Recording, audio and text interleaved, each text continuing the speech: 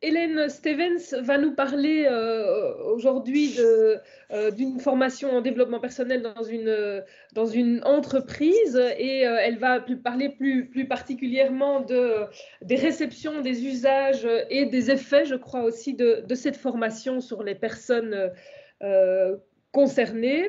Alors, elle est maîtresse de conférences en sociologie à l'université de Poitiers, membre du laboratoire Gresco.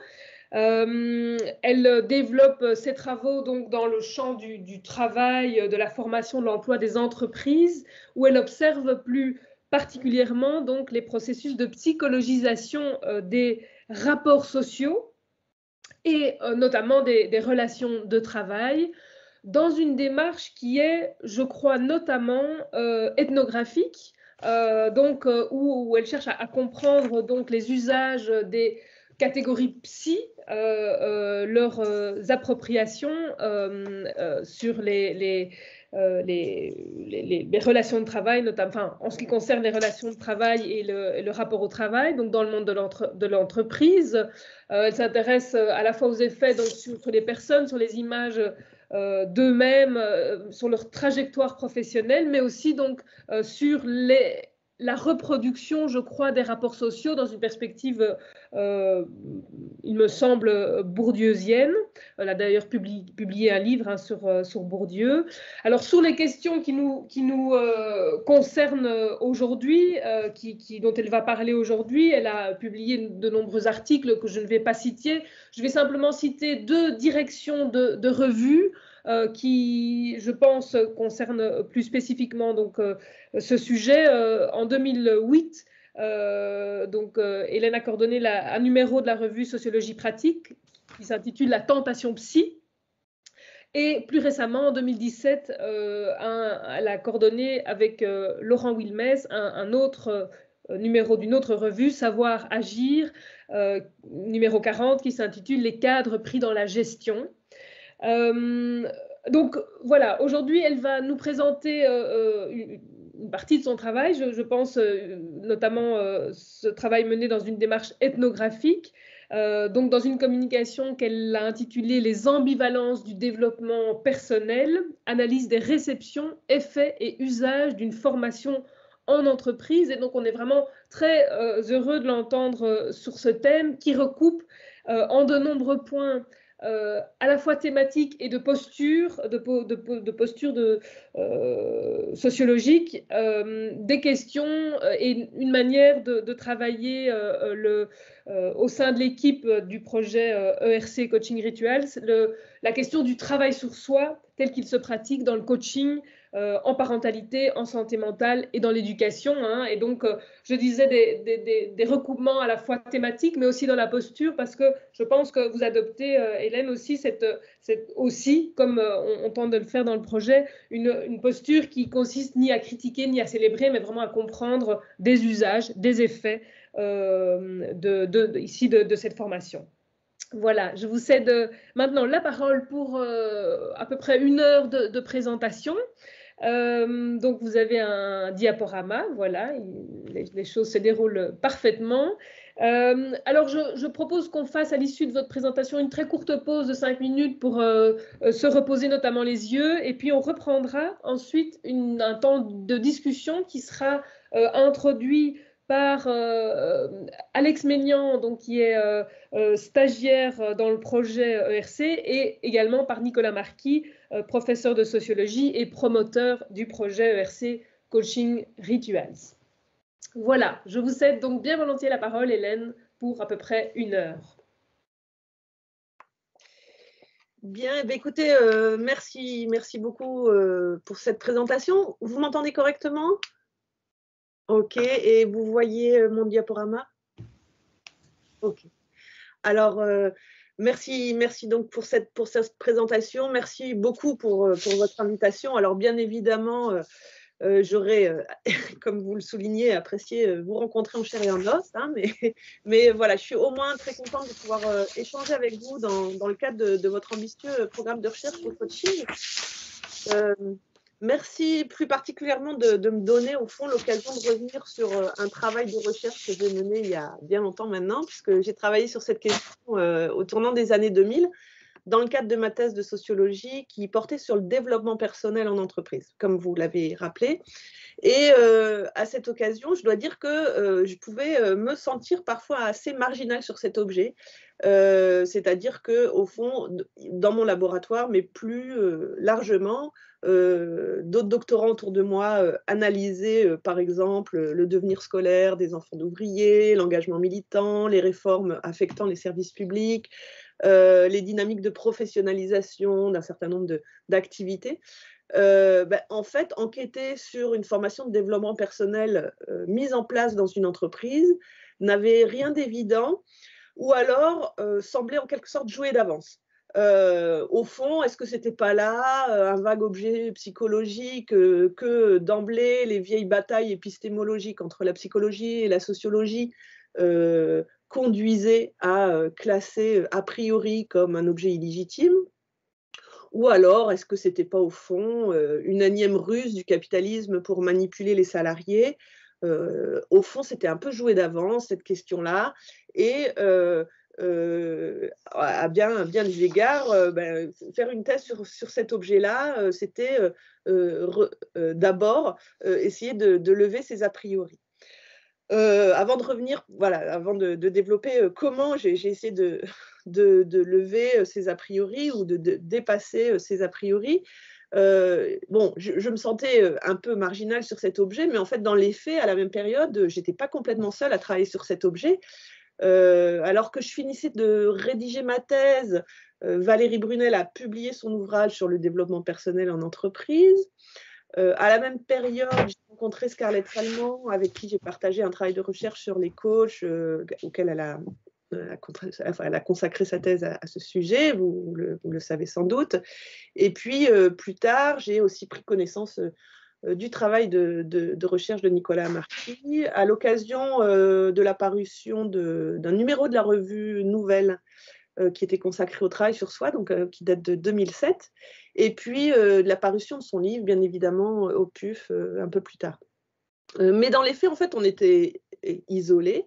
On était aussi doctorants ou docteurs, c'est-à-dire, au fond, pesant peu institutionnellement pour donner de la visibilité à un objet de recherche, qui, en plus, se situe plutôt à la croisée de différents champs de la sociologie, avec un éparpillement que d'ailleurs sans doute tâche de résoudre votre programme de recherche qui s'intéresse à la fois à la santé mentale, à la parentalité, à l'éducation. Peut-être que le travail, je ne sais pas, est un peu absent ou en tout cas pas si explicitement défini dans votre programme, mais on doit retrouver un peu du travail partout, évidemment. Bon, si je précise tout cela, au fond, c'est qu'il me semble important de souligner que depuis 20 ans, malgré tout, on ne peut que constater la croissance de l'intérêt pour le développement personnel du côté des chercheurs, bien obligé, au fond, de reconnaître le renforcement de ce que Robert Castel nommait déjà en 1981 une culture psychologique de masse, visible à travers la démultiplication des offres de stages, de conférences, des ouvrages, magazines, émissions et autres formats qui promeuvent le développement de soi. Ce nouvel intérêt est perceptible à la fois dans la montée et la visibilité récente d'un discours très critique sur le développement personnel. Je pense à quelques publications récentes, que ce soit ou moins récentes, Eva Hughes en 2006, mais plus récemment Julia de Funès ou Thierry Jobard, hein, donc qui ont vraiment écrit des ouvrages plutôt des essais à charge contre le développement personnel et l'idéologie, si je les cite, du développement personnel, mais plus rigoureusement aussi dans toute une série de travaux empiriques inscrits dans différents champs de la sociologie, mais qui ne prennent pas directement le développement personnel comme un objet de recherche, mais qui le rencontrent sur leur terrain d'enquête et qui, par ce biais, contribuent à l'analyse de ces discours et de ces pratiques extrêmement hétéroclites qu'on peut parfois retrouver sous le terme de développement personnel, avec toujours le risque aussi d'un objet aux frontières floues, et donc d'un glissement ou d'un flou aussi dans l'analyse que cela crée. Et puis enfin, bien sûr, votre programme de recherche témoigne aussi de ce regain de légitimité. Donc voilà, c'est pour ça, pardon un peu pour cette introduction un peu longue, mais je vous remercie pour votre invitation, qui est une belle occasion de discuter sur nos démarches et peut-être aussi sur nos résultats de recherche respectifs. Et de penser au fond à un nouveau frais les logiques sociales qui concourent à la diffusion du développement personnel et aux effets que celui-ci peut produire. Donc je vais revenir sur comme vous l'avez souligné, sur une recherche que j'ai menée donc il y a 20 ans maintenant. J'ai en effet eu la chance de pouvoir observer de près lors d'une enquête ethnographique de 3 ans dans une entreprise, une formation de développement personnel qui s'appelait Entreprise de soi. Et donc, je vais commencer déjà par vous présenter ce dispositif et le cadre, le contexte dans lequel il a été instauré. Donc c'est une formation qui a été mise en place donc, dans une grande entreprise informatique que j'ai rebaptisée Ciris. Et donc au moment de l'émergence ou de l'idée de créer cette formation, l'entreprise annonçait qu'elle ne pouvait plus garantir la stabilité des emplois. Vous savez, on est vraiment dans la tournant 95-2000 avec une énorme restructuration de très grandes entreprises, hein, avec cette idée d'une part de l'entreprise allégée, d'autre part des carrières nomades, sur lesquelles a travaillé notamment Marc Zune, un de vos collègues avec qui j'ai eu la chance aussi de travailler à l'occasion de nos post-doctorats respectifs. Et donc, cette entreprise, elle annonçait qu'elle ne pouvait plus garantir la stabilité des emplois, qu'elle faisait au contraire l'apologie de la mobilité, de l'autonomie. Elle invitait chaque salarié à être responsable de la gestion de son parcours professionnel et du maintien de son employabilité. Cette entreprise venait de traverser 15 années de restructuration importante qui avait réduit de moitié son effectif et conduit à une détérioration des conditions de travail. Et ce contexte était toujours présent dans les esprits au moment du lancement de la formation Entreprise de soi en 1998. Cette période était aussi caractérisée par une politique d'individualisation des carrières, par une réorientation des activités de l'entreprise du secteur de recherche et développement vers le secteur plutôt des services informatiques, ce qui impliquait des transformations majeures de l'activité de travail des salariés. Qui étaient composés, je le souligne pour la suite aussi, à 84% d'ingénieurs et cadres, hein, donc une population très qualifiée. Et c'est dans ce contexte que le DRH de l'entreprise a demandé au département formation de concevoir un programme permettant, je le cite et vous le voyez ici dans cette diapo, permettant de rendre les salariés plus mobiles et plus autonomes, promouvant l'idée d'ériger le changement en style de vie, proposant aussi de passer d'une culture maternante à une culture entrepreneuriale. Et en guise de réponse, les consultants en ingénierie formation de l'entreprise ont estimé que l'autonomie, ça ne se décrète pas, mais que ça nécessite un apprentissage et que cet apprentissage doit passer par un travail sur soi. Et c'est dans ce cadre-là, aussi avec l'influence dans leur réflexion du consultant d'origine californienne Bob Aubrey, grand promoteur du développement personnel et aussi à l'origine de cette notion d'entreprise de soi, que ces consultants en ingénierie formation ont proposé un programme de développement personnel. Donc là, on a sur cette diapo un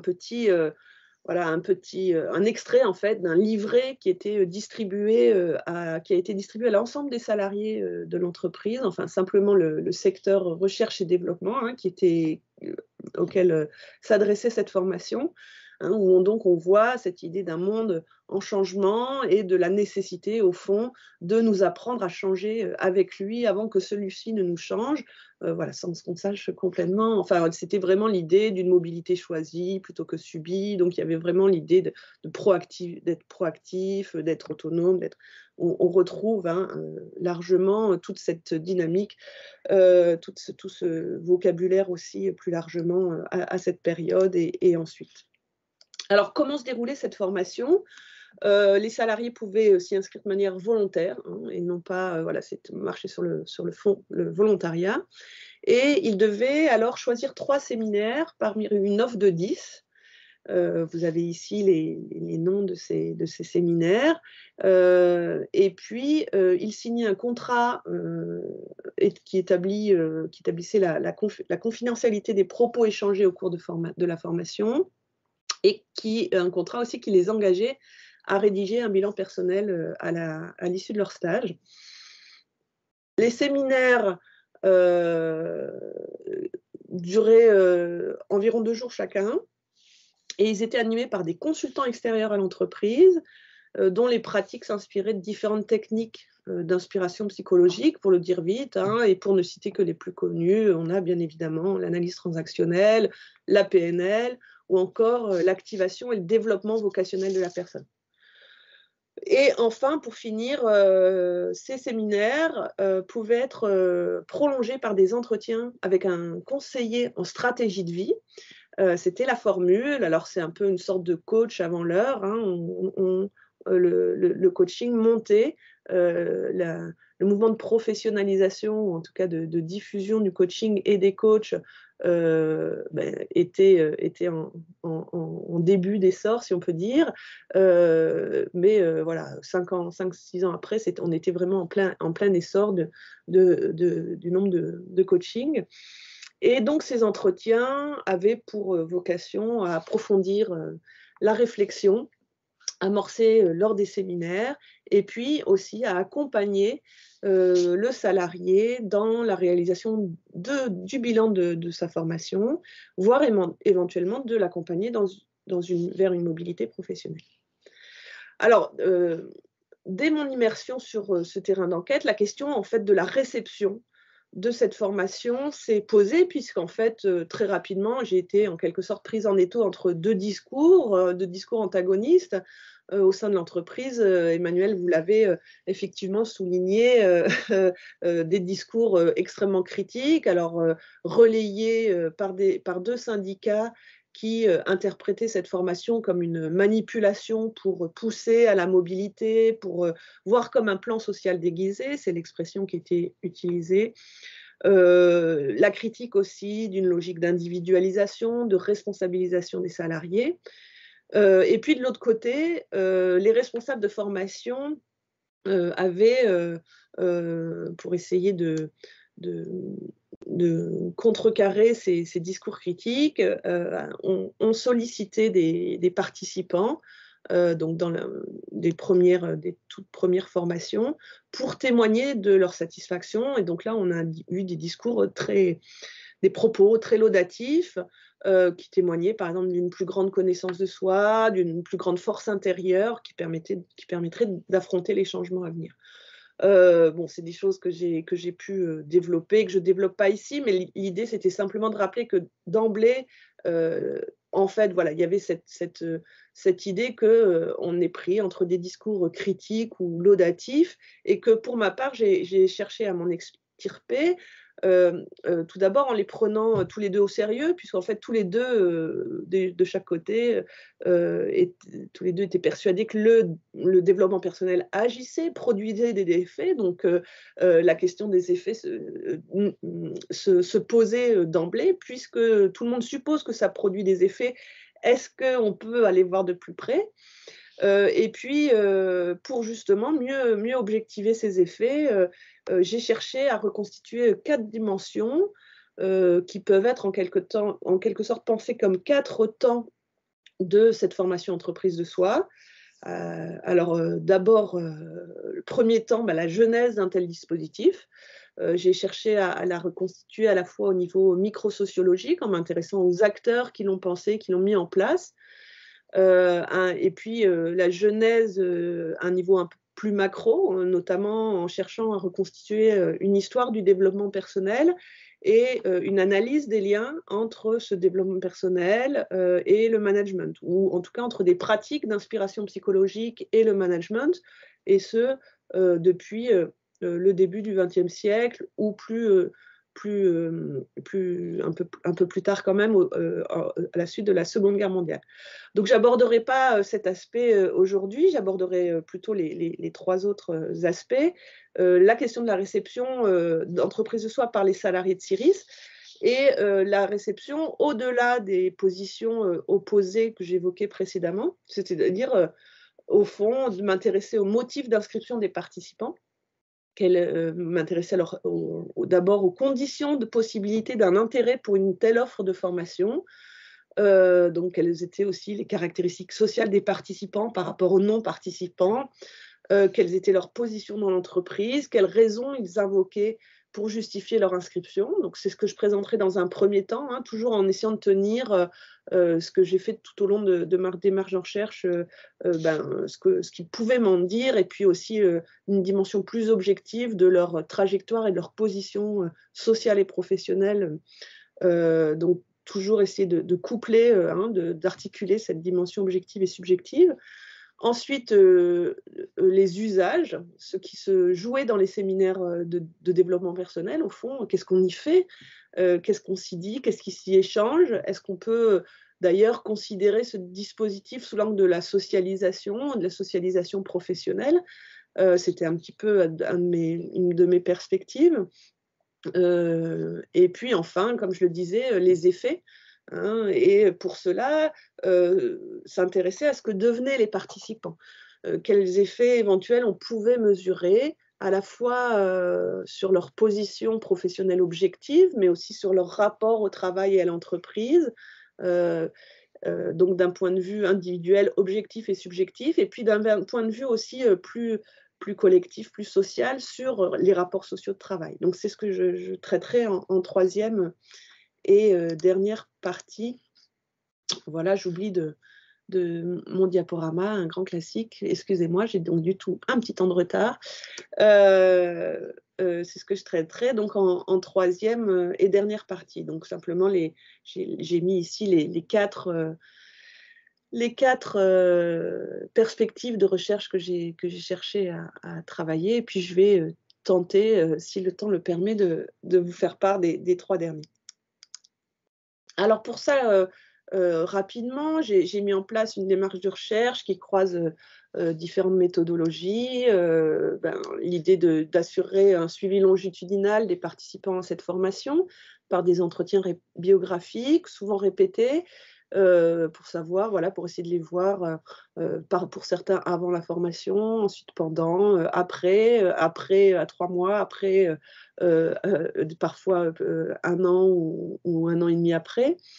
Des entretiens plus généralement avec des salariés de Syris, donc certains qui n'avaient pas participé à la formation, pour aussi permettre de comparer des discours, des positions, des trajectoires entre les uns et les autres, entre les participants et les non-participants, des entretiens avec les concepteurs d'entreprise de soi, avec les consultants qui intervenaient dans la formation, avec les responsables de ressources humaines, les représentants syndicaux. Et puis, puisque en fait, je ne l'ai pas souligné, j'étais en convention CIFRE dans cette entreprise, et donc présente pendant de longues heures et de longues semaines et mois, sur une période de 3 ans dans l'entreprise. J'ai eu aussi l'occasion de nombreuses situations d'observation à différents endroits de l'entreprise. J'étais principalement au service formation, donc j'ai aussi pu observer le travail de ce service de formation, et j'ai aussi pu participer au dispositif entreprise de soi en tant que participante, observatrice. Voilà. Et puis j'ai également mené une enquête par questionnaire auprès des participants comme des non-participants, ce qui me permettait là aussi notamment d'objectiver des positions différentes. Et voilà, ensuite un travail sur des archives, sur différents documents que j'ai pu consulter et analyser. Donc, si vous voulez, l'enjeu pour moi, c'était vraiment de contextualiser le plus finement possible les raisons d'être de ce dispositif, en le replaçant dans les changements organisationnels, en le replaçant dans les situations concrètes de travail et dans les trajectoires sociales et professionnelles des individus. C'était un peu l'enjeu, c'était de se dire, au fond, cette question des effets, il est posée d'emblée par les critiques qu'on entend. Il faut pour pouvoir un peu les mesurer, il faudrait pouvoir voilà, rencontrer les salariés à différents moments, comparer ceux qui y participent et ceux qui n'y participent pas, hein. Donc cet enjeu fort de contextualisation, il vient de là. Et aussi de essayer d'objectiver au maximum à la fois les positions et les points de vue sur cette formation afin de dépasser les discours, hein, et donc au fond voilà, de regarder le plus finement possible les différents contextes à la fois organisationnels et individuels. Alors, effectivement, donc premier point, j'ai souhaité saisir la réception d'entreprise de soi. J'ai cherché à rendre compte des conditions sociales de possibilité d'un intérêt pour cette offre de formation de développement personnel. Et donc pour cela, j'ai donc chercher à dégager les propriétés sociales des participants et participantes comparées à celles des salariés qui ne s'inscrivaient pas à la formation. Alors, et puis d'autre part, ça sera le deuxième point, j'ai tenté de saisir comment l'inscription au dispositif s'inscrivait dans une trajectoire biographique.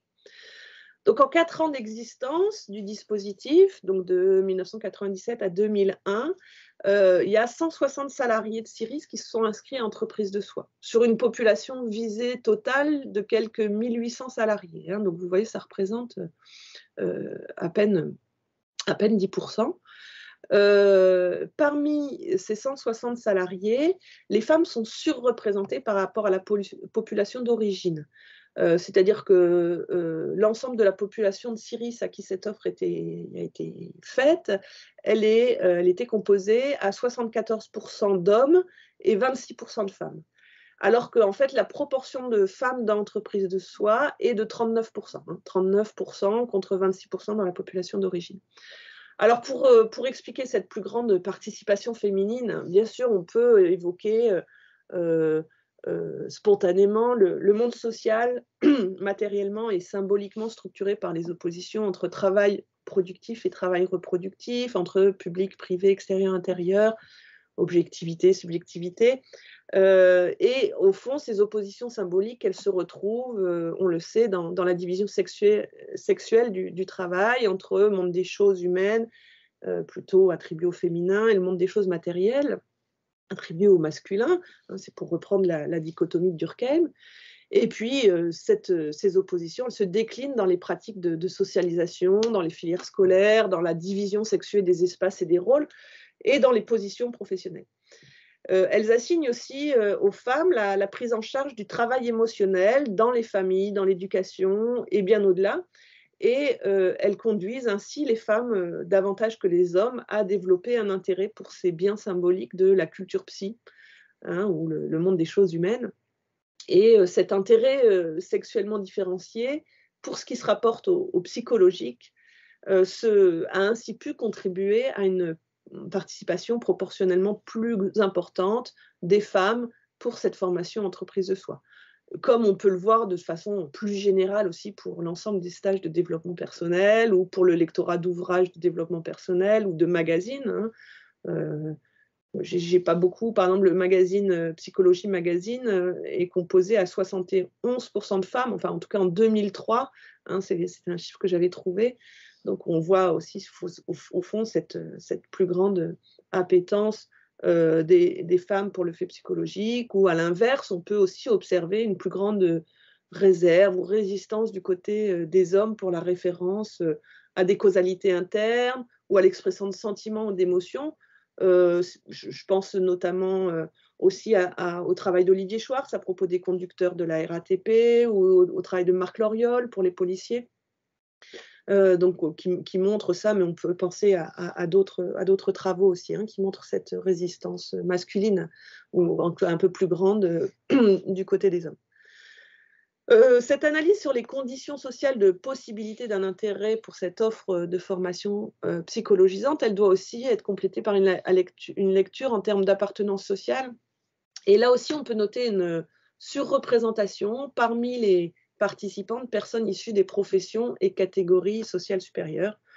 Les participants à entreprises de soi sont proportionnellement plus nombreux que l'ensemble de leurs collègues à avoir un père ingénieur ou cadre supérieur ou avoir des parents enseignants. Et ou à l'inverse, ils proviennent moins de milieux populaires ou que ce soit, voilà, ils sont 12% d'ouvriers, 12% d'enfants d'ouvriers contre 17% dans la population d'origine, hein, celle des salariés concernés par cette formation, et puis 18% d'enfants d'employés contre 29% dans la population d'origine. Donc là aussi, un grand écart. Donc là aussi, on peut mobiliser les analyses de Robert Castel sur la diffusion d'une culture psychologique de masse, hein, et comment, au fond, cette culture, après avoir attiré les milieux intellectuels, s'est diffusée chez de nombreux professionnels du secteur public et privé, ainsi que dans de larges secteurs des classes moyennes d'intervention sociale. On peut aussi penser au travail de Claude Pauliac, par exemple, sur les dispositions socialement différenciées à l'autobiographie, hein, qui montre qu'il existe une certaine inversion à l'introspection dans les classes populaires, qui vont plutôt privilégier le faire sur le dire, et au fond que c'est sans doute dans les régions intermédiaires de l'espace social que la propension à parler de soi est la plus élevée. Bon, mais aussi, là aussi, on peut multiplier les références, je ne m'attarderai pas là-dessus. Je voudrais passer au-delà de la question des dispositions sociales situées, à montrer aussi comment il a été important pour moi d'observer l'importance des positions occupées par les participants au moment de leur inscription à la formation. J'entends position professionnelle. En effet, lors des entretiens que j'ai réalisés avec les participants entreprises de soi, revenait souvent l'idée selon laquelle entreprise de soi est arrivée au bon moment. On me disait souvent, voilà, c'est arrivé au bon moment, c'est arrivé comme un cheveu sur la, pas comme un cheveu sur la soupe, justement, j'ai oublié l'expression qui était employée, mais vraiment cette idée que entreprise de soi arrive à un moment où voilà, on se pose des questions, où on se posait, voilà, où je me posais des questions sérieuses quand même. C'est tombé pile poil. Pour moi, c'était vraiment le moment idéal. Il y avait toute cette idée d'un moment qui se jouait. Donc, j'ai fini par me dire, bon, c'est quoi ce moment? Et donc, la démarche biographique a été aussi importante, hein, à la fois articulant la dimension objective et subjective. Elle a permis, hein, de saisir cette idée de récurrence, et cette idée qu'il y avait une temporalité biographique, hein, que l'ancrage du dispositif, il y avait un ancrage du dispositif dans une temporalité biographique. Et donc, c'est ainsi que j'ai mis en évidence l'importance d'un événement biographique qui décidait ou qui déterminait ou qui déclenchait l'inscription à entreprise de soi. Alors, les récits, en fait, les récits biographiques faisaient en effet part d'expériences de suppression d'emploi ou de menaces, il ne faut pas que j'oublie le diaporama, ou faisait part donc d'expériences de suppression d'emploi ou de menaces sur son emploi, faisait part d'une perte de responsabilité hiérarchique, d'échecs professionnels importants, de refus de promotion. Il faisait part aussi d'événements plus personnels, de divorce, de situations de conflit avec un conjoint, avec sa famille, de maladie, de décès d'un proche. Et au fond, j'ai analysé l'ensemble de ces événements, qu'ils concernent la sphère professionnelle ou la sphère privée, comme des ruptures biographiques, comme des tournants de la vie, des turning points, hein, au sens d'Everett Hughes, dans le sens où ils remettent brusquement en question les routines ordinaires de la vie quotidienne, dans le sens où ils perturbent le rapport au monde, à autrui, à soi, et que ces événements ont constitué des points de bifurcation de trajectoire.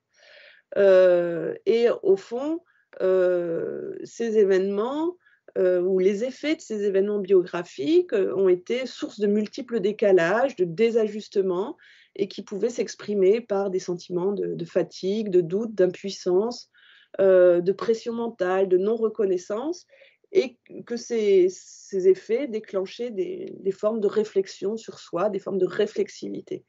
Et ce sont donc ces pratiques ordinaires, individuelles de réflexivité que rencontre l'offre institutionnalisée de réflexivité proposée par Entreprise de Soi, hein, puisque au fond, Entreprise de Soi propose précisément cette idée de travail sur soi, et donc ça fait écho, hein, à ces moments biographiques.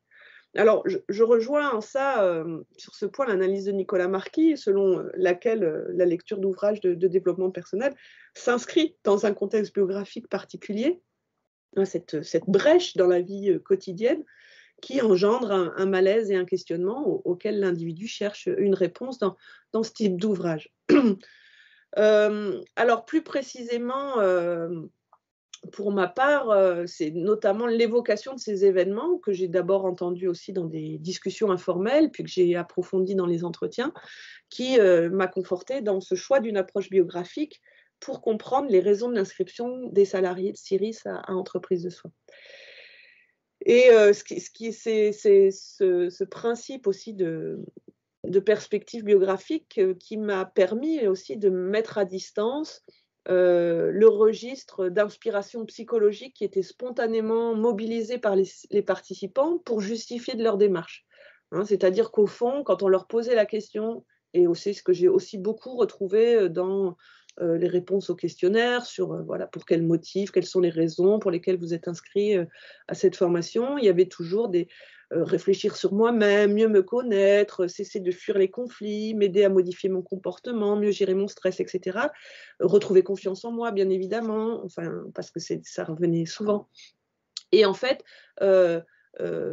c'est aussi un peu pour, comment dire, mettre à distance, hein, ce registre d'inspiration psychologique que j'ai cherché, au fond, à ancrer encore plus fortement ces motivations dans des positions objectives, dans des trajectoires sociales et professionnelles. Voilà, donc en fait, dans une démarche idéale typique, ensuite, pour rendre compte des trajectoires de ces salariés qui décidaient de participer à Entreprise de Soi, j'ai distingué 4 grands types, 4 grandes positions professionnelles, à la fois objectives et subjectives, que vous retrouvez ici, là, dans les 4 grandes ruptures, en quelque sorte, c'est-à-dire des salariés qui viennent à Entreprise de Soi à la suite d'une perte de statut professionnel. Et au fond, donc ce que je disais tout à l'heure, hein, c'est-à-dire qu'ils ont en effet connu récemment un déclassement, par exemple en se voyant confisquer une responsabilité hiérarchique ou technique, ou qu'ils sont confrontés directement à une menace de suppression de leur poste de travail. Et donc, pour eux, Entreprise de Soi est saisie comme un support de réparation morale. Hein, beaucoup témoignent du besoin de reconstruire une image positive d'eux-mêmes, rendue négative par leur mise à l'écart. Et puis aussi comme un moyen, au fond, plus objectivement, de se reclasser dans l'entreprise, ou au-delà, on le verra. Voilà, donc on retrouve dans leur motivation un registre du bilan professionnel, en quelque sorte, hein, aussi, hein, connaître mes atouts, mes limites, mieux valoriser mes compétences, faire le point sur moi-même, etc. D'autres salariés rejoignent le dispositif en réaction à une expérience de non-reconnaissance professionnelle. Par exemple, le fait d'avoir été, de s'être vu refuser un vœu de promotion, ou par exemple le fait d'avoir subi une mobilité qui a été imposée alors qu'au contraire, ils souhaitaient être stables dans leur emploi pour différentes raisons. Et alors là, ces salariés vont chercher dans l'entreprise de soi des ressources, en quelque sorte, pour se changer eux-mêmes, essayer de répondre, correspondre aux nouvelles exigences de carrière de l'entreprise, et ainsi espérer relancer une trajectoire bloquée ou une trajectoire déstabilisée. Ce sont essentiellement ces salariés qui mobilisent le registre de l'acquisition des compétences dites comportementales ou des compétences relationnelles, hein, les soft skills, qui sont pensés comme un moyen d'accéder à une nouvelle reconnaissance professionnelle. D'autres, enfin, font face à une situation qui est produite par une intensification du travail, donc que j'ai aussi par ailleurs beaucoup analysé, hein, dans le contexte. Donc je disais que j'étudiais aussi beaucoup, au fond, le travail même de ces salariés et l'organisation du travail. Et effectivement, une intensification du travail a pu être notée, observée, produite par un contexte de restriction des emplois, de surcharge de travail, de raccourcissement des délais de production, de mobilité imposée. Donc certains salariés ont été confrontés à des formes de harcèlement moral, à des formes de stress, de dépression, de conflits interpersonnels, et donc se sont orientés vers le dispositif entreprise de soi pour apaiser une souffrance psychique et essayer de définir une sortie de crise. Et donc, parmi eux, on retrouve beaucoup le vocabulaire de la réparation psychique pour expliquer leur inscription en entreprise de soi. C'est eux qui mobilisent, par exemple, l'idée de mieux gérer son stress, mieux gérer mon stress, besoin de retrouver la confiance en moi, insatisfaction dans mon métier, remise en cause de ma personnalité. Et puis, dernier registre, dernier événement biographique important, un ensemble en fait de préoccupations qui semblent plutôt éloignées du monde du travail, puisque la participation se détermine dans la suite d'un événement plutôt familial, la naissance, une naissance, un décès, une maladie, un divorce. Et d'une part, moi, il m'a semblé intéressant de montrer que ces participations relèvent au fond révèlent, pardon, la possibilité de s'approprier entreprise de soi de manière relativement libre, en cherchant aussi à y résoudre des questions d'ordre privé. Pourtant, ce qui m'a frappée, c'est que chez ces participants, la question du travail n'était pas absente. Loin de là, elle était même posée de manière centrale dans la place que le travail occupe dans une existence dont, au fond, le sens a été bouleversé par la mort, par la séparation, par la transmission intergénérationnelle. Et au fond, on retrouvait particulièrement chez ce type de participants une réflexion sur le sens de leur travail, et les entretiens témoignaient tous de ce que je retrouvais par ailleurs plus largement chez les salariés de cette entreprise. C'est au fond, enfin parmi les plus anciens notamment, le sentiment d'avoir perdu la maîtrise de leur activité de conception informatique. Bon, sans rentrer dans les détails, c'était au fond cette idée que les transformations de l'entreprise ne leur permettaient plus d'exercer leur métier comme ils le souhaitaient, ne permettaient plus notamment de mettre de s'engager dans activité avec ses valeurs, avec des critères professionnels, avec une recherche de la beauté technique, avec des critères de validation par les pairs, et que toutes ces manières de procéder étaient bousculées par des logiques de rentabilité à court terme et venaient bouleverser le sens même de leur travail et de leur existence. Donc, au fond, c'était la question du sens du travail qui se posait, et Entreprise de Soi était mobilisée à cette occasion pour essayer de réfléchir sur le sens du travail dans sa vie, et notamment la possibilité peut-être de penser à une autre orientation professionnelle, de réouvrir le champ des possibles professionnels pour au fond, peut-être trouver davantage de sens, du sens, voilà, qui, vous l'avez compris, avait été perdu. Je voudrais insister, voilà, sur, au fond, ces rapides descriptions des logiques d'accès à Entreprise de Soi. Derrière ces descriptions, on perçoit comment, et c'est ce que j'ai cherché à montrer, hein, comment ces logiques d'accès à la formation s'ancrent dans les ruptures que l'entreprise Ciris a connues dans les années 90.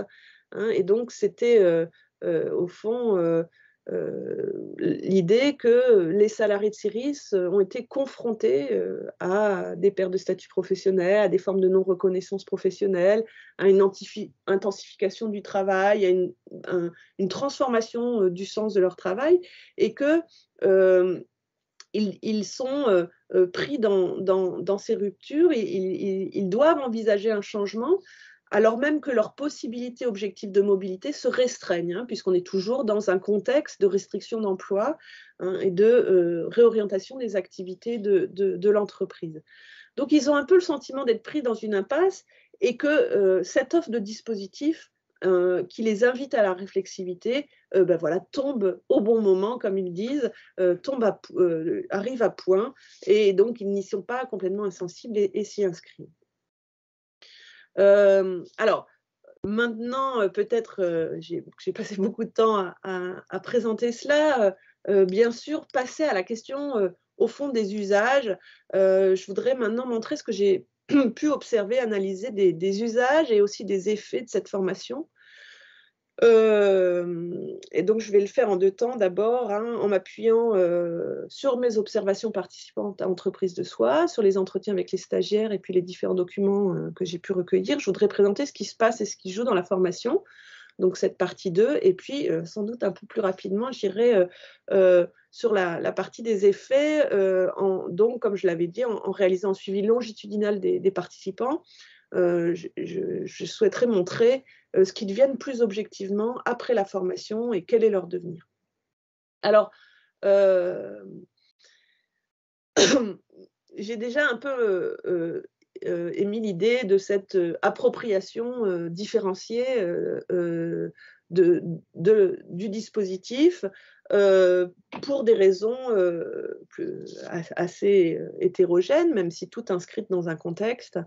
On va voir que cette variété des usages, en quelque sorte, moi, ce que j'ai souhaité faire, c'était de la prolonger la première typologie que je vous ai montrée en une deuxième, c'est-à-dire, au fond, montrer que, ce que je montrais précédemment, chaque type d'événement ou de raison qui a mené à s'inscrire en Entreprise de Soi conduit à une forme spécifique de travail sur soi.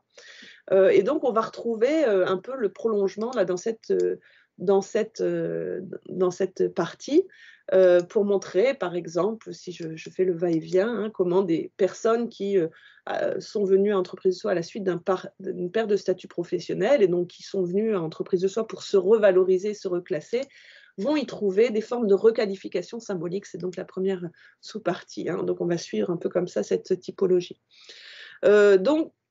Alors, comment se passe cette requalification, ce que j'ai qualifié de requalification symbolique? Ça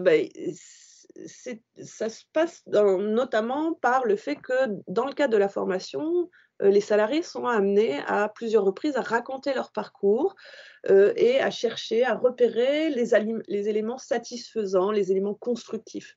La consigne qui est formulée par l'ensemble des consultants animateurs des séminaires, c'est toujours la même.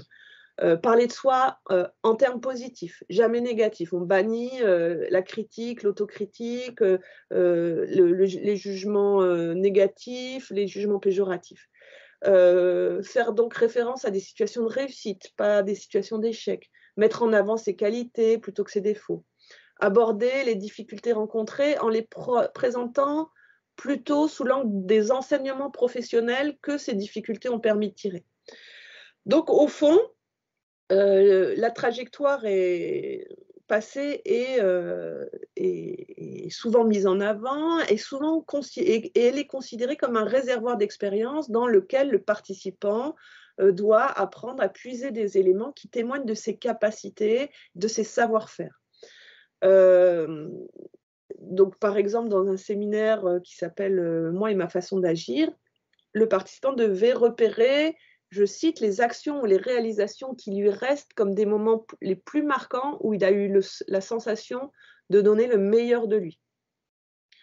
Voilà, donc c'est souvent, il y a d'autres formulations et d'autres séminaires qui insistent sur cette idée de, voilà, sur les scénarios de succès, qui insistent sur des expériences où on a particulièrement bien réussi.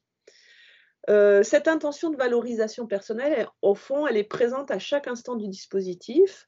Elle est comprise aussi dans les consignes d'écoute bienveillante, de non-jugement des participants entre eux.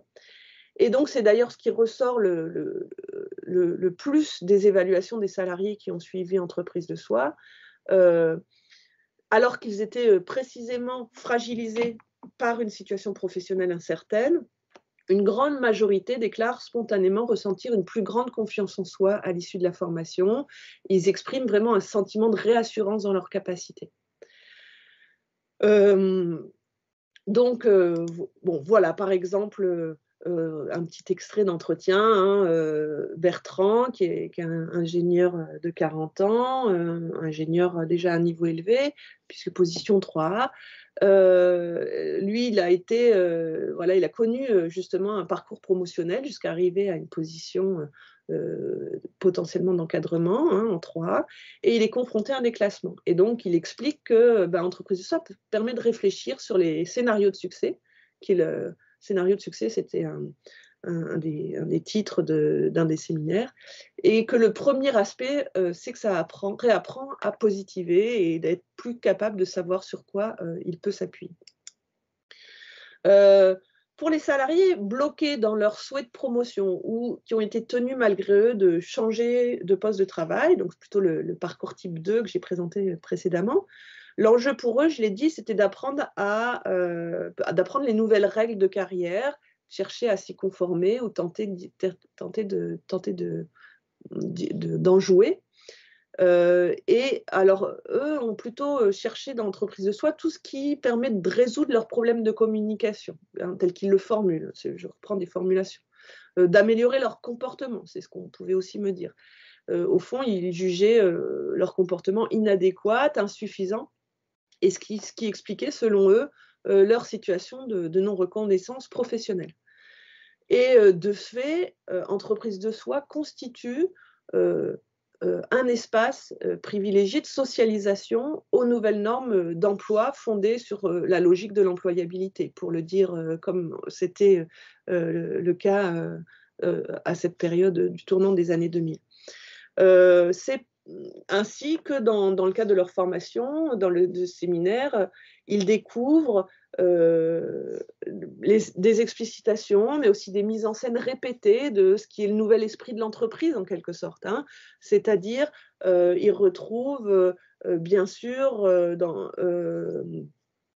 le langage utilisé pour parler de leur situation professionnelle, ils retrouvent un langage psychologique qui impose une norme d'internalité qui désigne l'individu et sa psyché comme le lieu de résolution des difficultés rencontrées, et qui d'ailleurs explique que les participants affirment avec ces termes chercher à combler, je cite, une insuffisance, à éliminer ou à lever certains blocages, à travailler sur leur personnalité, à modifier leur comportement, améliorer leur manière d'être, changer leur mode de fonctionnement.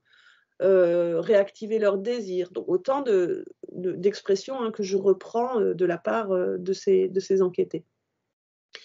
Et puis ce langage, il est doublé, ce langage psychologique, il est aussi doublé du langage de, on pourrait dire, la cité par projet, hein, que décrivent Boltanski et Chiapello, c'est-à-dire que lors des différents exercices, les participants sont invités à décrire le réseau sur lequel ils peuvent compter, à définir les valeurs qui sont supposées guider leur action, à découvrir leurs talents, etc., etc. Donc il y a un peu, voilà, cette idée et de la norme d'internalité qui est rappelée et de langage de la cité par projet, qui en fait est en plus incarné par les consultants animateurs, c'est-à-dire que les animateurs des séminaires extérieurs, consultants extérieurs à l'entreprise, pour la plupart d'entre eux, en fait, prennent le temps, tout en début de séminaire, de présenter leur trajectoire, en insistant sur la rupture qu'eux-mêmes ont opérée avec le salariat pour devenir consultant indépendant, activité qui correspond en fait à une activité qui leur permet de se réaliser eux-mêmes, hein, qui correspond à leurs valeurs et qui leur permet de s'exprimer au mieux, de se réaliser. De la même manière, les fameux conseillers en stratégie de vie que j'ai présentés tout à l'heure, hein, les équivalents un peu de coach, sont présentés dans les plaquettes de formation ou à l'oral lors de la présentation du dispositif, comme, je cite, des personnalités qui ont affronté les événements de manière positive, ont osé les changements de vie, ont lancé des projets innovants, se sont adaptés aux conditions en cours. Hein, donc on a vraiment aussi, au fond, à travers les consultants, cette incarnation du nouvel esprit de l'entreprise que l'on somme, ou qu'on enjoint les salariés auxquels on enjoint les salariés d'adhérer. Enfin, ce nouvel esprit de l'entreprise, il est aussi mis en scène à travers un certain nombre d'exercices de mise en situation. Les participants sont invités à ajuster leur comportement aux bonnes règles de sociabilité professionnelle, c'est-à-dire adopter au fond une attitude relationnelle conciliante.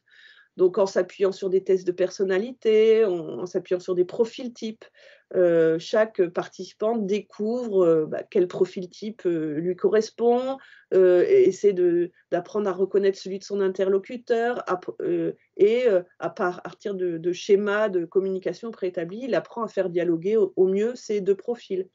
Ou alors également, lors de ces séminaires, les participants expérimentent à travers diverses techniques d'écoute, de reformulation, ou par aussi une invitation à exprimer de manière équilibrée leurs émotions. Ils expérimentent à travers des jeux de rôle des modes de relation dans lesquels ils doivent à la fois rester eux-mêmes, c'est une injonction, mais aussi s'adapter à l'autre. Hein. Donc on a cette double exigence de rester soi-même et de s'adapter à l'autre. Bon, voilà, il y a aussi un séminaire peut-être de relooking qui s'appelle « Moi et mon image personnelle », dans lequel les stagiaires corrigent leur tenue vestimentaire, leur coiffure, leur maquillage, et ils apprennent aussi à maîtriser l'image qu'ils renvoient d'eux-mêmes. Donc, tout ça, effectivement, permet aux salariés, en fond, un apprentissage des nouvelles normes et des nouvelles règles de carrière. Hein. C'est ce qui a particulièrement intéressé Jérôme, qui, lui, a le sentiment d'être coincé dans sa carrière. Et il est ingénieur en position 2 et il aspire à passer à la position au-dessus, position 3A. Et voilà, il nous explique dans cet extrait d'entretien, au fond, que il vient de milieux populaires enfin, il ne le dit pas à cette occasion-là, mais qu'au fond, il ne connaissait pas grand-chose du monde de l'entreprise, qu'il s'est senti complètement décalé et qu'au fond, il ne connaissait pas du tout les règles. Hein, c'est ce qu'il dit. Je ne me rendais pas du tout compte de ce que c'était une entreprise, je ne connaissais pas les règles. Et puis voilà, là, il explique que ça y est, maintenant, il est plus au fait, hein, donc il a fini la formation, et il dit, voilà, il ne faut pas hésiter à changer de boulot, il faut être plus carriériste, en fait, il faut être tchatcheur, il ne faut pas attendre, il faut aller vers il faut demander, il faut connaître les règles, il y a des règles. Il faut dire, voilà, etc., etc. Hein. Il faut dire qu'on est totalement disponible, qu'on est très ouvert, très mouvant, il y a des règles, il faut faire gaffe. Donc on retrouve tous ces impératifs de mobilité, d'autonomie et de proactivité. Alors, les salariés soumis, donc le troisième parcours type, ceux qui sont soumis à une intensification du travail, alors eux vont trouver dans l'entreprise soit une occasion d'exprimer, mais aussi de partager leurs difficultés, de faire le récit de pression, de harcèlement, de décrire leurs symptômes de stress ou d'épuisement mental. Alors, c'est lié à la fois aux règles de confidentialité, de bienveillance mutuelle. C'est aussi lié, aux encouragements, des animateurs qui les autorisent à avoir une parole, plus intime. Et c'est à cette occasion que les salariés découvrent qu'ils ne sont pas seuls à connaître ces tensions. Et d'ailleurs, j'ai pu observer, hein, à plusieurs moments dans les séminaires, de comment cette prise de conscience collective, il peut y avoir en tout cas une prise de conscience collective, avec une forme, voilà, d'inversion du stigmate ou en tout cas de la responsabilité, hein, un renversement du sentiment de responsabilité, des difficultés auxquelles les salariés sont confrontés.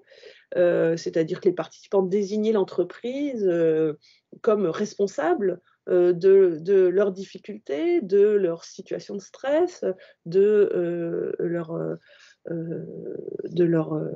formes de harcèlement qu'ils pouvaient vivre. En tout cas, ils cherchaient collectivement ou individuellement des ressources pour affronter la situation conflictuelle qu'ils vivaient. Et trouver, par exemple, des techniques d'affirmation de soi, d'assertivité, dans le cadre de ces séminaires, pour, par exemple, défendre leur position face à leur entourage professionnel ou pour refuser des décisions arbitraires, pour négocier des charges de travail trop lourdes. Hein, donc c'était au fond, dans ces séminaires, l'idée qu'on les rendait légitimes dans un droit à s'imposer, à oser, à se sentir capable, à dire non, à refuser. Autant de termes utilisés dans les séminaires et repris ensuite par les participants enquêtés.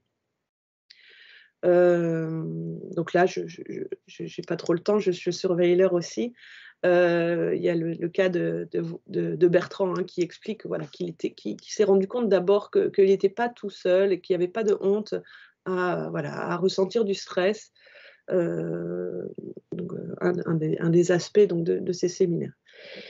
Et puis enfin, pour tous ces salariés qui recherchent au fond, qui ont été perturbés par un événement familial et puis qui recherchent, qui s'approprient l'entreprise de soi comme un espace d'interrogation sur leur existence et plus particulièrement sur la place qui occupe le travail. Au fond, ils vont réussir à trouver dans le dispositif, dans les séminaires, tout un travail de mise à distance de la vie du travail et principalement de la vie dans leur entreprise.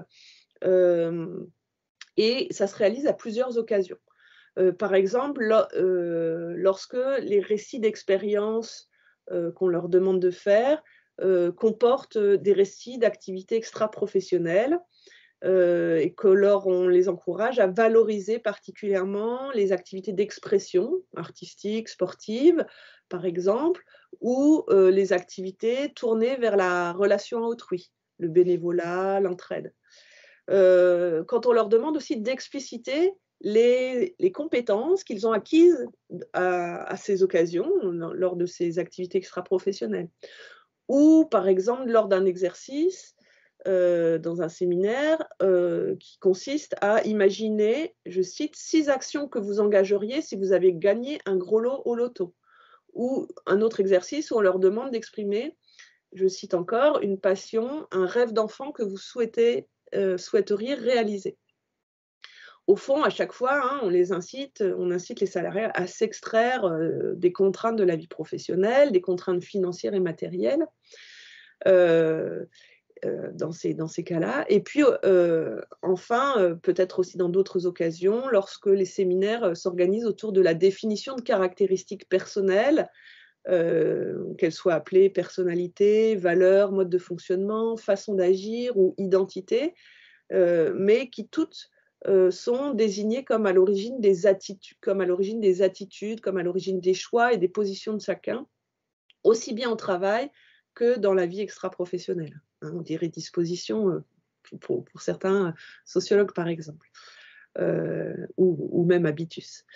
Voilà, donc il me semble que par ces différents discours et exercices, les participants à Entreprise de Soi trouvent des éléments pour construire une certaine cohérence biographique entre les différentes périodes de leur vie, mais aussi entre les différentes sphères sociales qu'ils traversent et auxquelles ils contribuent, et que cette cohérence, ils parviennent parfois à la traduire dans un nouveau projet professionnel, dans l'entreprise ou en dehors, dans l'informatique ou dans un autre secteur d'activité. Donc ça, par exemple, était le cas de Céline, hein, qui explique qu'à l'occasion d'Entreprise de Soi, elle a découvert une passion, un rêve, et que maintenant, elle a bien identifié cette passion et qu'elle cherche à essayer de la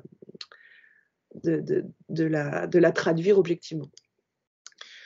Alors, voilà, donc il est bientôt l'heure que je termine, donc je vais passer plus rapidement sur la suite pour dire au fond que peut-être qu'on voit au fond que dans le cadre de cette formation de développement personnel, les salariés ont acquis des ressources pour faire face à des difficultés individuelles. Acquisition d'un langage pour parler soi, restaurer une image positive, réparer des souffrances psychiques, apprendre des nouvelles règles de jeu professionnelles pour pouvoir en jouer, expérimentation de techniques pour s'opposer ou résister à des pressions diverses, ou aussi application d'outils réflexifs pour retrouver un sens à son activité professionnelle. Pourtant, voilà, donc quand on les présente comme ça, on voit bien qu'au fond, les salariés qui sont inscrits à ce dispositif semblent en sortir plus armés, et c'est ce qui témoigne aussi de leur avis très positif, voire enthousiaste, lorsqu'on les interroge directement à la suite de leur participation. Donc c'est ce que j'ai appelé des pratiques du coup de réenchantement subjectif. Pourtant, cet effet n'est pas dénué d'une phase plus sombre que j'ai que j'ai révélée par l'objectivation des effets du dispositif sur les rapports sociaux, mais également sur les devenirs des salariés. Donc là, je vais avancer un petit peu plus vite pour dire au fond que voilà, ces pratiques, elles masquent les rapports sociaux et elles ont des effets plus latents.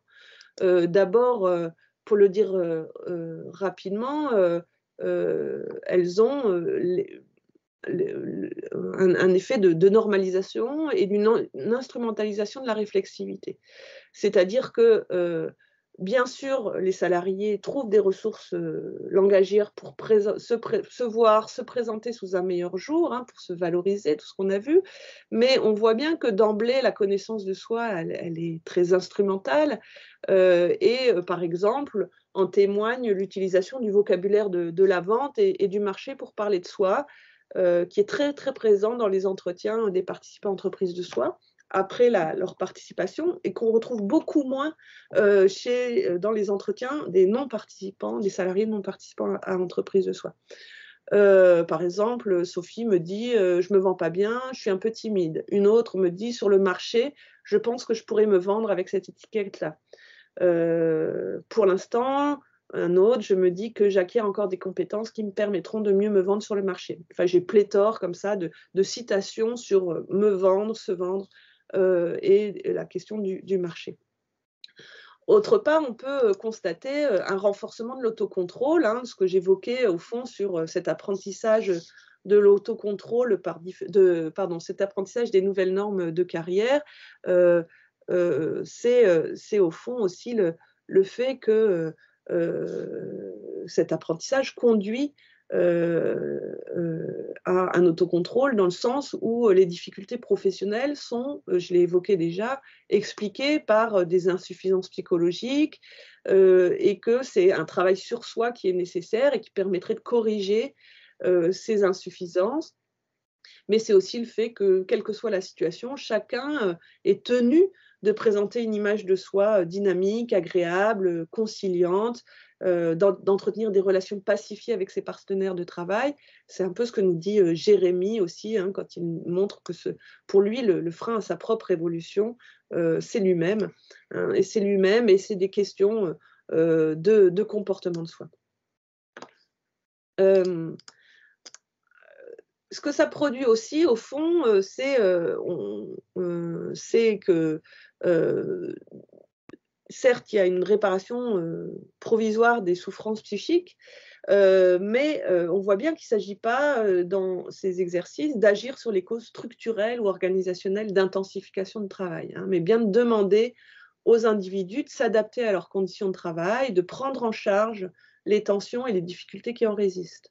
Bon, à ce titre-là, un des séminaires emblématiques, c'est Moi et la gestion du stress, c'est-à-dire que ce séminaire propose des techniques mentales, physiques, comportementales de réduction de stress, la relaxation, la sophrologie, le biofeedback, pour permettre à chaque participant de faire face aux pressions. L'idée développée, hein, l'idée sous-jacente, c'est qu'au fond, on est un peu impuissant à changer la situation professionnelle et que donc il faut aussi accepter cet ordre du monde, cet ordre organisationnel. Et donc, il y a aussi beaucoup dans les séminaires d'invitations à accepter le changement, à lâcher prise. Et donc, voilà, à travers un certain nombre de formulations et d'exercices aussi, à prendre en charge, au fond, le travail d'adaptation et de changement personnel que nécessiteraient les nouvelles organisations du travail. Donc là, on voit, il me semble, hein, des processus d'individualisation, de responsabilisation individuelle, qui présente d'ailleurs le paradoxe, hein, d'être un risque qui accentue les souffrances que le dispositif prétendait apaiser.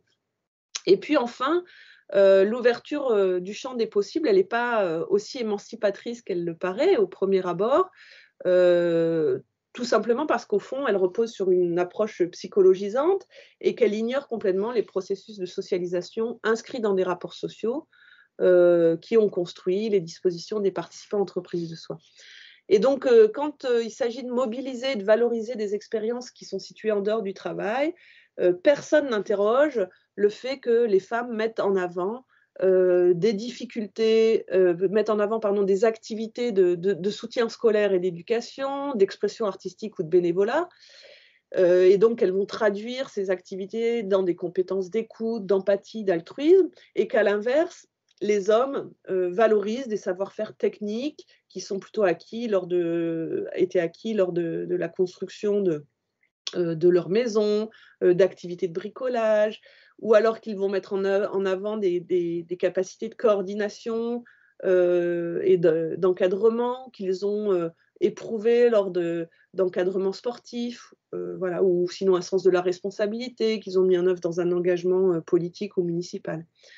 Donc, sans cette réflexion, au fond, sur la socialisation différenciée, sur la division sexuée du travail, ces compétences, ces dispositions, elles sont naturalisées et elles conduisent à une reproduction, conduisent à la définition de nouveaux projets professionnels qui sont extrêmement marqués par les appartenances de genre. C'est ce que j'ai montré dans un article dans Sociologie du travail, à propos notamment des femmes, qui étaient très nombreuses à envisager une reconversion dans le secteur tertiaire et plus particulièrement dans les secteurs de l'éducation, la santé ou la psychologie. Alors que les hommes ne faisaient pas du tout ces choix éventuels de réorientation. Voilà, donc au final, tout ça, et je n'aurai pas le temps de développer, je m'en excuse déjà puisque je suis en retard, hein, mais produit des devenirs inégaux des salariés passés par entreprise de soi. C'était la question de un peu que deviennent les salariés après leur participation en entreprise de soi. Bon, je ne développerai pas cet aspect-là, mais on voit au fond que ça a tendance, qu'entreprise de soi a tendance à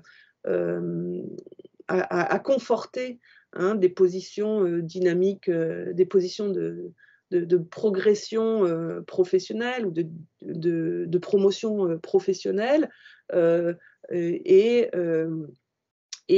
voilà. Et pour vraiment conclure, il me semble que l'écart entre, au fond, les usages et les avis très positifs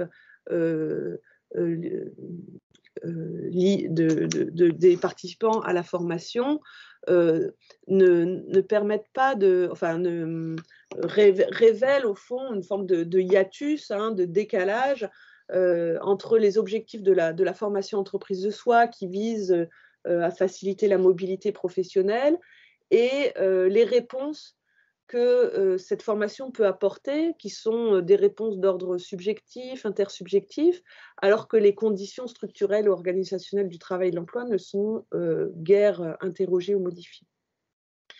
Donc au final, j'ai relevé une série de contradictions autour d'entreprises de soi, que j'ai essayé d'intégrer avec cette idée d'ambivalence.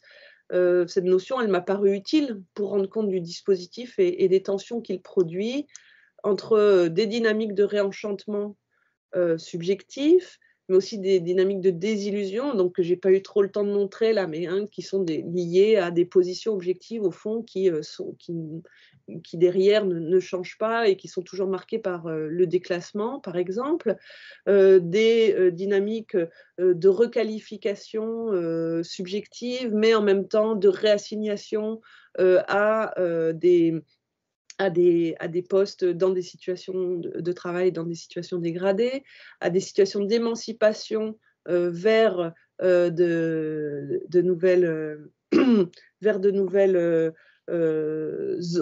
nouveaux horizons professionnels et en même temps des horizons qui sont marqués par des formes de reproduction sociale ou genrée. Voilà, donc on voit en fond des ambivalences entre à la fois le dispositif a permis de réparer des souffrances psychiques, mais on a créé aussi de nouvelles en renforçant cette norme de la responsabilité, de l'internalité. Il permet d'accéder à une connaissance de soi, mais cette dernière, elle est extrêmement normée et instrumentalisée. Le dispositif fournit des ressources pour négocier avec les règles, mais fonctionne aussi comme un rappel à l'ordre. Il permet une certaine prise de conscience de l'origine organisationnelle sociale, des difficultés rencontrées, mais ne fournit que des réponses individuelles et psychologiques, délégitime aussi les formes d'action collective, c'est un aspect que je n'ai pas trop abordé. Voilà, donc on voit ces ambivalences. Il me semble en revanche que là où les effets d'entreprise de soi sont moins ambivalents, sont plus univoques, c'est dans l'imposition des normes et catégories de pensée à laquelle le dispositif contribue, normes au demeurant très largement diffusées aujourd'hui, qui renforcent la responsabilisation, l'autocontrôle des salariés, qui soutiennent une psychologisation des rapports sociaux et qui légitiment l'entrepreneuriat comme un nouveau modèle de régulation sociale du travail. Et c'est ce que j'ai notamment pu percevoir très nettement lorsque j'ai comparé les entretiens avec les participants entreprises et soi et avec leurs collègues non participants. C'est-à-dire, au fond, les premiers, les participants, ont davantage que les seconds une façon de raconter leur histoire en s'attribuant la responsabilité de leur mobilité professionnelle, en expliquant les difficultés qu'ils rencontrent au travail par des insuffisances psychologiques, en employant le vocabulaire de la vente et du marché pour parler de soi, comme je l'ai montré, ou en cherchant à définir aussi un projet professionnel qui serait affranchi de toute appartenance sociale. Et cette recherche, et je finirai là-dessus, ça m'a permis au fond de montrer aussi des formes d'adhésion à un modèle d'individu entrepreneur, qui était aussi quand même le titre de cette formation, entreprise de soi. Et c'est un peu sur cette idée que j'ai ensuite poursuivi mes travaux de recherche. En quelque sorte, je suis partie à la recherche de traces tangibles, objectives de cette figure de l'individu comme entrepreneur de lui-même. Il faut dire que le contexte de cette réorientation se prêtait bien, puisque l'année 2008, c'est l'année où j'ai été recrutée comme maîtresse de conférence à l'Université de Poitiers. Ça a été aussi l'année où a été créé le régime de l'auto-entrepreneur. Et au fond, en France, et donc c'est à ce moment-là que j'entendais le même discours hein, de légitimation de l'entrepreneuriat, de la valorisation d'un individu entrepreneur, d'un individu qui échappe au déterminisme, qui s'adapte aux demandes, qui construit sa carrière de projet en projet.